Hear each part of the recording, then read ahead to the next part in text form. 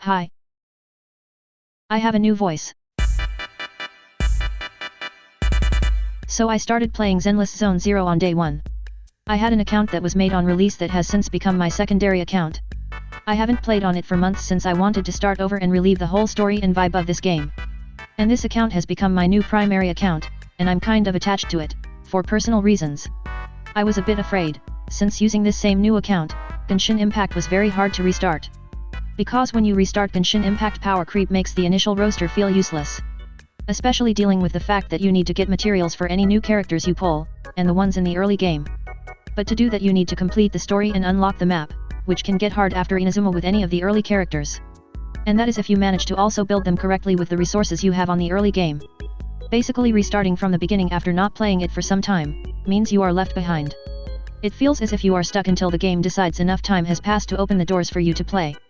But restarting Zenless, I noticed that was not a problem, at least not in my experience. I managed to get back to speed, basically touching the gacha a total of 3 times, and I did it in about 2 weeks. Taking into account that I skipped the story, until I reached the point I was left in when I stopped playing on my other account, which was Season 2 Chapter 4. I will explain why later. After that I took some more time to experience the new content I hadn't experienced yet. The gacha did also not feel as oppressive as Genshin Impact's.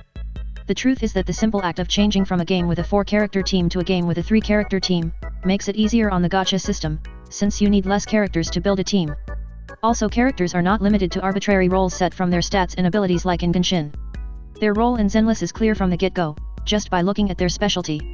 The limitation in Zenless comes from their additional skill, unlocked only if you meet certain criteria on the team composition. At the start of the game, with most of the starting roster, this restriction was very restrictive. But over time they lifted it. More characters were added, making more fit the criteria of the early roster.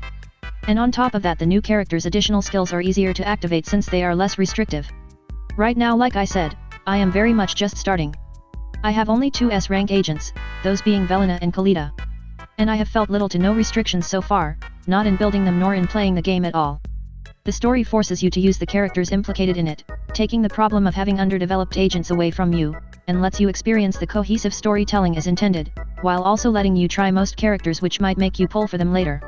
Although power creep is noticeable, most characters built correctly can be played at the highest difficulty, and building them is also easier since the game puts the resources in front of you very early on, and for all characters. So this is a review, or something like it. As such we should go in order. So, visual aesthetics and presentation. Let's get something out of the way, because it affects me in all games, not just this one. I'm the most oblivious person I know when it comes to sexualization. I am constantly asking people close to me if X character is sexualized. Like with Cammy, Elena, Aki, all characters I play, characters someone else, like my sister, had to tell me are sexualized. Except Aki, you are safe, dear. I even asked about Eve from Stellar Blade. That's how stupid I am about it. To this day I cannot see Ari as a sexualized character, to me she is a traumatized succubus that wants to be a human. And Vaporeon, hell, any Pokemon, am I crazy on that one? No one in my close circle has told me the designs are sexualized, except for a few. But seriously, what is wrong with the internet? I just have a hard time seeing it sometimes. I usually gravitate towards female characters when choosing, but apart from that I don't care. You can be tall, short, big, small, cute, badass, murderer, or healer. As long as I like the gameplay and animations, I will play and obsess over the lore. There is a fact that is true even if you are as oblivious to it as I am. Zenless Zone Zero is a sexualized game, and sometimes overly. I don't care for most of it, nor do I think that many people do. It's not that I like it, it is just that it's not the only design aspect I look at in a character. People like to say this type of character design is superficial and objectifying, and to a certain extent I agree. But the truth is that these characters are more than a pretty face, and if all you can see is their body. I'm sorry to break it to you, but the superficial person is you. And that goes both for the gooners and the purists. Like I said, I'm oblivious most of the time, so I have an easier time seeing the cool undercover agent, or the deeply traumatized child prodigy than most people. But there is one aspect I do have a problem with. Not within the game, although sometimes I do think they go overboard. The community can sometimes be too gooner, which drives me away for personal reasons. Like I said, I don't like people looking at characters as just a hot body, so the gooner community also goes against it, very heavily. But even if I accept this, and heck there are people that don't, but I can even accept this. My problem is with a part of the community. And I hope it is a little part, and not even that big within the community. Specifically, I'm talking about the people trying to justify that this type of character is sexually alluring. No, it's not. It is a child. Cute? Okay. Endearing? Sure. Hot? Not even close. To those people I just have to say, the fact that you are trying to justify it means that you know it is wrong and are trying to get other people to give you some kind of approval. But you were right in your assumption, it is wrong. Putting curtains on the topic. The aesthetics in this game are very, very good. This game has a very interesting art style. It mixes the design of anime and the animation of cartoons, destroying with it one of the many things I don't like about anime, which is the stiffness of the expressions and janky animation. This game's animation is amazing and is way closer to my favorite art style in animation, which is cartoonish and exaggerated animations. I do think sometimes it tries to go overboard. It is noticeable in characters like Billy, but it is very good most of the time. Every cinematic, every expression fills these characters with a level of personality I have not seen before in this character design. I am not a big fan of anime, but if it is animated like this, I can stomach anything. Although this is technically donghua, since it is made in China. And talking about it, the game does have things I would think are from Chinese culture. Although some of it is clearly from Japanese culture. So let's just say the game brings Asian urban fantasy to your screen. And that is something I like. This game is not set in medieval fantasy, or in space. Not saying I hate these settings, space adventures still capture my heart regularly. But this is a city on Earth, or a planet functionally identical to Earth. Everything is made with an apparent care for the fantasy it is trying to sell, which is expected from MiHoYo. I love this world, and the way it looks. I think it tries to go for a retro-futuristic style, although it is much more set in the present than in the future, and I personally see some cyberpunk vibes in it. Apart from the setting, the NPCs are beautifully designed. Some are so well made I think they should be playable. And the enemies. For a character that is basically made to receive hits, they look amazing. Every enemy, particularly the ethereals, is well designed. I don't get visually bored of them, especially because they keep refreshing and changing the designs along the story. Even the food looks good. Not Monster Hunter good, but good nonetheless. Apart from the cinematic animation, the combat animation in this game is amazing. I mean, just look at it. Every character acts differently, which is noticeable through the combat. Some are panicking, others are confident. Each character uses a different weapon or even more than one weapon, and their personality and combat expertise is expressed in the animation. It is a concept that is hard to explain. If there is a reason to give this game a chance, it is due to this aspect. The combat feels amazing, and the only way to actually feel it is playing it. And talking about combat, gameplay and mechanics. This game has a lot of depth, but also a lot of grinding. In my opinion, less than other games. I mean, one of my favorite games is Warframe, and this game is not even close to that level of grinding. So this game is about two things, gambling, and building characters. And also combat, but we will get to that.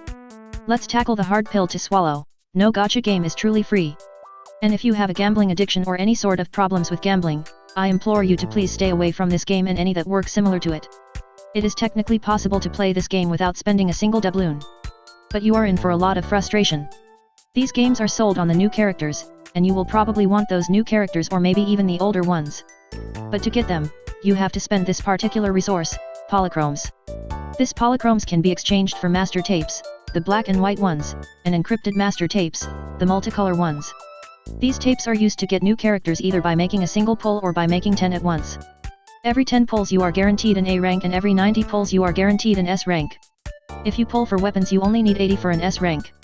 In truth, because of the way the gacha system works, you will most likely get an S rank at about 75 to 85 pulls for the characters, and 65 to 75 for the weapons. You have to be extremely unlucky to actually get an S rank on the 90th pull. The multicolor tapes are used for the seasonal or rotating banner. And the black and white ones are used on the standard ever-present banner. There is also a Bang Boo banner. But you cannot spend real money on it, and the game drowns you in pulls for it. So, don't worry about it. Just pick the coolest, or in my case the cutest, and pull for it. To get polychromes, you can either, option A, play the game regularly, trying to squeeze them from every single nook and cranny you can find, which will take time. Or option B, spending money on another resource called monochromes, that can only be obtained by buying them. These monochromes can then be converted to polychromes, and then converted to tapes. Your brain may be fried right now, and that is the point of this system. The idea is overwhelming the player with a lot of currencies so they don't know how much actual real money they are spending, thus making them lose control. But I am going to present you with what I do, the way of the responsible spender, kinda. There is the yin, there is the yang, and then the wuji, the option C. First of all, you need to make peace with the reality that you will not be able to get every single character there is. At least not instantly. You are gonna have to let some banners go. But that is okay, they'll come back. At some point your brain will learn to actually look at the banner and think, do I actually want this character? Once FOMO is out of the way, we can get to the only money we will spend, which we will do only once per month and only if there is a character we want coming. This is the subscription. It is present in every Hoyoverse game and it always has the same conditions. 300 of the buyable currency, and then 90 of the earnable currency, each day, for 30 days. Don't worry, mathematics for the long run is not important. We are going to simplify it even more. With this 90 polychromes you get daily, you can also do the daily missions every day which give you another 60 polychromes. 90 plus 60 is 150, thus you get almost 1 pull, which is 160, each day for playing what is often less than 10 minutes. Log in, claim the subscription, do the missions, log out.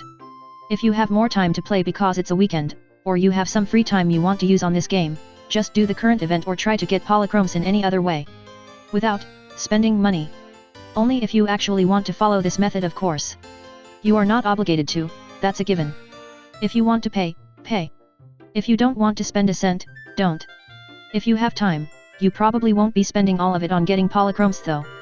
Because every character you get, if you want to, you can make stronger. For that I recommend at first just following the guide. Go here, set them as the target, and just get everything you need. Then go to each window and click upgrade on everything you can or want to upgrade. After that, the only actual personal decision comes from this section. The discs, God, I love this game's design. You get discs from doing these combat missions in Scott Outpost. Some are useful, most are not. The ones that are not you can recycle and rebuild for new ones on the music store. I follow this cycle, get new discs for a whole week, get to the end of the week, salvage what is useful, delete what is not, enter the music store to get everything I can from it, repeat. The discs have different stats that are completely randomized. You can follow the recommendations, and if you don't know what you are doing please do. But once you learn some more about the game you can probably try to find something that best suits your playstyle with that character, in case the recommendations don't do that already. Now the next section is combat. If you are not a whale, which are the people that spend a lot of money in the game, you are going to have to play the hand you are dealt. So make a team. Just try to follow the tutorials and try to activate the additional skills. It is not mandatory though, so if you want to play with a specific set of characters because of personal reasons just do. Prioritize fun over strength, at least that is what I do sometimes. There are some rules that you should follow, basically because dying constantly will stop being fun after a while. Damages want to have stun characters because they do their most damage after breaking the enemy. I'll explain what that is in a second. Second, anomalies like being together. They make this circle go bananas, and if you combine two circles going bananas in a short period of time you do a lot of damage. Finally there are two support specialties. Supports themselves, which generally provide buffs. And defense characters which generally defend your other characters. There are also rupture characters which are akin to damages but ignore most enemy defenses. This is a gross oversimplification that ignores the specific kit of every character. But it's good enough for team building if you know literally nothing of the game, like anyone who is starting. Or someone who returns after a lot of months and has fewer characters than a high school book club. Combat is not hard, once again doing a simplification. If you see a yellow flash, click switch characters to do a parry, if you see red, dodge. If you see yellow you can also dodge if you don't want to change characters for whatever reason. All characters attacking fill this bar, stuns fill it faster. Once it is filled you break the enemy, depending on if they are a boss or a regular you will have more of these fast switches that do some damage before settling on one last character. The most you can do is 3, at which point you will see the bang boo if you click it and change to your last character. You should think of which character you want to be last so you can maximize damage, but if it is too overwhelming just spam right click until you learn some more about the game. During their stun phase enemies take more damage, which is when damage characters come in. Once the enemy has recuperated, rinse and repeat. That is if you use the most barebones teams or simplified teams. Like 1 damage, 1 stun, and 1 support, aka the team you will start with.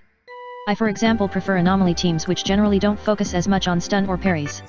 Instead like I said before I just make this circle go bananas. Bang boos which I did not mention before, are just these cuties that can change some things in combat. Each one does something different and is branded for the faction or element they assist. Just read the description and abilities and you are golden. Or once again pick the cutest. If you don't want to spend time building characters, or doing combat for the fun of it. Or if you have some story beats left to play, you can continue the story. Which I recommend, and since we are on it. Story and narrative, This game's story is very good, but the world building in my opinion is better. The concept is a world destroyed and partially covered by something called hollows. Hollows are dimensional and physical rifts, presented in the form of a big void-like sphere, that distort, transform and randomize into a labyrinth, the space inside them. Everything inside the hollow, be it objects or people, is slowly corrupted by a substance known as ether. Ether corruption happens at different rates to different people, which is why some people can stay inside hollows longer than others. And why would anyone get inside them? Well, humans are humans, aren't they?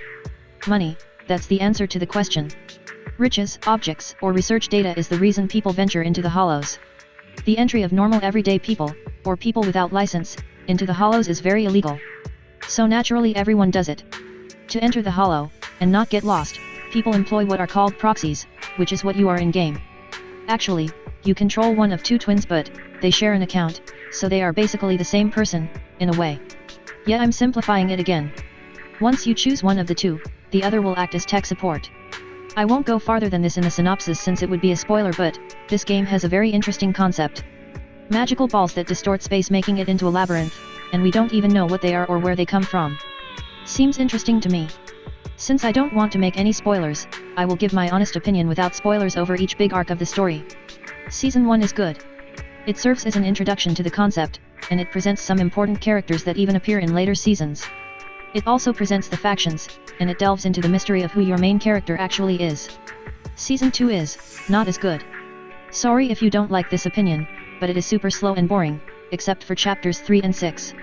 It has its moments, but it is still not as good as the first season. And like I said, its sin is that it is boring and slow. Chapter 1 was too long and I think it could have been sped up without sacrificing anything. Chapter 2 feels almost completely disconnected from the rest of the story. And I think it would work better as an agent story. Chapter 3 was good and I had no problems, the emotional development felt right and it does matter for the rest of the season. Chapter 4 was, funnily enough due to the theme, a sleep pill. And except for a very important part near the end it is not even that influential. Chapter 5 had some very good moments at the end but most of the chapter was boring. And Chapter 6 is the ending and closes everything together. What lifts the whole season for me, is the interlude and the 2 epilogues that set up Season 3, because those are very good. And finally Season 3 Chapter 1 is the latest one, and it so far is very interesting. If it doesn't try to make a lot of mysteries, or do circles upon itself, it has the potential of being way better than the first season. And as of right now that is it. There is nothing more, except for the agent stories which are also good storytelling beats that I completed on my other account but are still pending on this one. So that is what I will do next. There is not much more to this game, but at least for me it is more than enough. Even though I criticized Season 2, and so far it was the part I liked the least about this game, to the point I left the game on my other account from being bored to death. Like I said, I stopped in Chapter 4. I still love this game, and I will keep playing especially now that things are getting interesting. And yeah, the community can get weird. But it is not mandatory to interact with a community even if you like a game. You have a right to like things for other reasons as the majorities. And you can interact only with those that like it the same way you do. Just like what you like for the reasons you like it, and be yourself. That's it. I play this game, but my love for fighting games is not leaving anytime soon. And this game is so deep in my crosshairs. I want it yesterday. On top of that, Yasmin was announced some weeks back and I have been playing Shin in Overwatch a lot. So who knows what is next. Stay tuned, thank you for watching till the end, and see you next time.